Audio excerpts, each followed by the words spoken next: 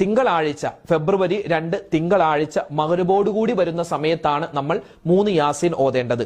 പിന്നെ ചില പണ്ഡിതന്മാരുടെ അഭിപ്രായ പ്രകാരം ബറാഅത്ത് രാവിന്റെ അസറിന് ശേഷം ആണ് 3 യാസീൻ ഓതേണ്ടത്. അതായത് ഇനി വരുന്ന ഫെബ്രുവരി 2 തീയതി തിങ്കളാഴ്ച അസറിന് ശേഷം നമുക്ക് യാസീൻ 3 വേണമെങ്കിൽ ഓതാം. അല്ലെങ്കിൽ ഏറ്റവും നല്ല സമയം വരുന്ന ഫെബ്രുവരി 2 തിങ്കളാഴ്ച മഗ്‌രിബിന് ശേഷം 3 യാസീൻ ഓതലാണ്.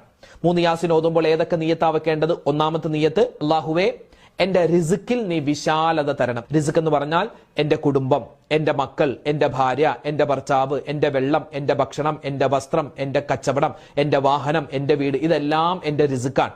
എന്റെ ആരോഗ്യം, ഇതിലൊക്കെ നീ ബറക്കത്ത് തരണം. അങ്ങനെ ഒരു നിയ്യത്തിൽ ഒരു യാസീൻ ഓതുക. രണ്ടാമത്തെ യാസീൻ ഓതേണ്ടത് എന്തിനാണ്?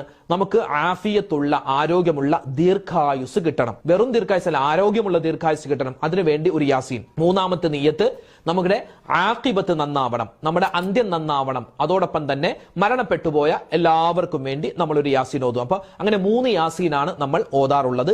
അത് മഗ്‌രിബിന് ശേഷം ഓതൽ നല്ലതാണ്. അപ്പൊ ചോദിക്കും, ഉസ്താദെ ഈ മഗ്‌രിബിന്റെ ഇടയിൽ സമയം കുറവാണ്, അപ്പൊ ഈ 3 യാസീൻ നമുക്ക് മഗ്‌രിബിന്റെ ഇടയിൽ ഓതി തീർക്കാൻ പറ്റില്ല. രണ്ടാമത്തെ യാസീൻ പകുതിയായപ്പോൾ ഇശാബാങ്ക് വിളിച്ചു, എന്ത് ചെയ്യും? ഒരു കുഴപ്പമില്ല, ഇശാബാങ്ക് വിളിച്ചോട്ടെ. ഇശാബാങ്കിന്റെ ഇജാബത്ത് കൊടുക്കുക. ആ ഇശാബാങ്ക് വിളിച്ചതിന് ശേഷം നമ്മൾ ബാക്കി യാസീൻ പൂർത്തിയാക്കുക.